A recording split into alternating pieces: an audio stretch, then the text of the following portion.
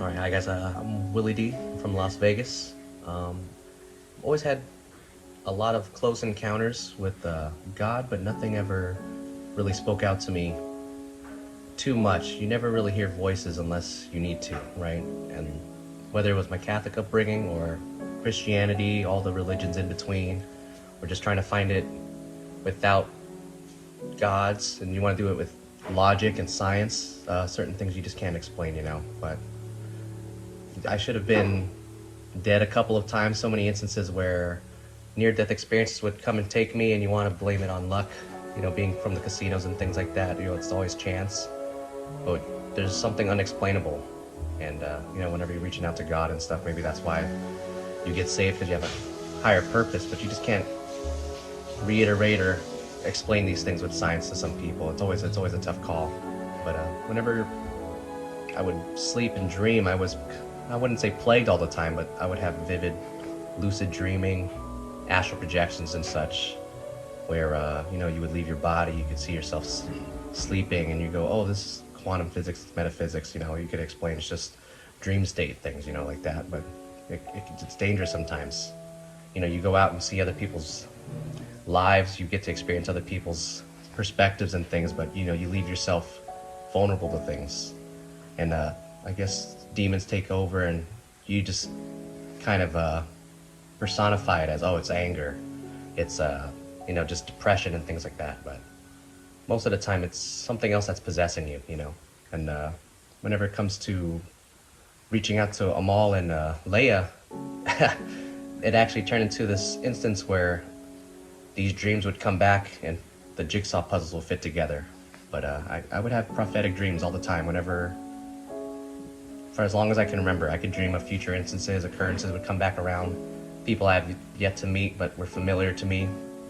You could see their faces, just like a picture or a movie, a video. And there were times where I was working, and the last 2-3 months especially, I would see a vision of a mall. And when I was working, one time I was washing my face in the bathroom on site for a gig when I do my AV work, and I'm like, I look into the mirror, I splash my face. Oh, I'm just overworked. I'm tired.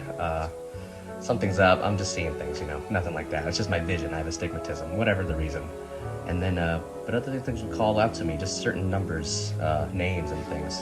But when we get to the prayer mountain, the fasting prayer mountain, and Amal is doing his teachings, I start remembering why I think I was called there, because Lisa, who brought me more into the faith, showed me the event on the website. But as the speech, the seminar continues, I'm getting anxious. I don't know if it's excitement or fear, but I see the whole day panning out exactly as I saw it in dreams before. And it's like, yeah, I have the ability, but it's just science and things. But now it's getting slower and slower, but my heart's beating faster. And it's just another example I'm called upon. Lisa says, oh, he should volunteer. Amal goes, is anybody suffering from pain or anything? The way I am, it's always insecurities, vulnerabilities. That's something to be put elsewhere. You got to work, you got to do what you think. Just proceed with the day. But as soon as I get up, I don't feel anything initially. He's explaining how we're going to do a mock evangelizing, like a training, for everybody else about to go out. By the time we actually go through with a prayer for just me and my pains, because I suffer from autoimmune, complications at birth and things, previous injuries. I always suffer with pain. You always kind of muscle through it, But he starts praying for me. The tongues start coming out. It's happened to me multiple times before, but something else changes.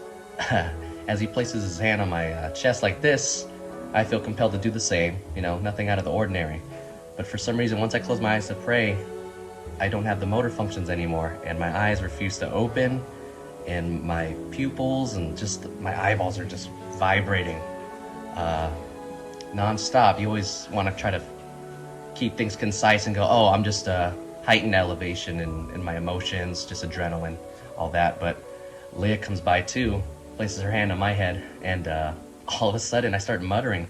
I can hear words and languages that I've heard over my lifetime, memories that I haven't thought about in decades, just vivid pictures, but it's all happening in such a flash. It's only seconds in real time, but it felt like lifetimes upon lifetimes of just words and sounds and smells and memories and things like that. And against my will, I guess it's God's will, starts coming out of me. I'm breathless already from the confusion, but what ends up happening is I guess I start speaking tongues in like a really low audibility. You know, the decibels are in the negatives, you know, but it's coming out of me and I can't explain it, but all that pain starts to leave, you know.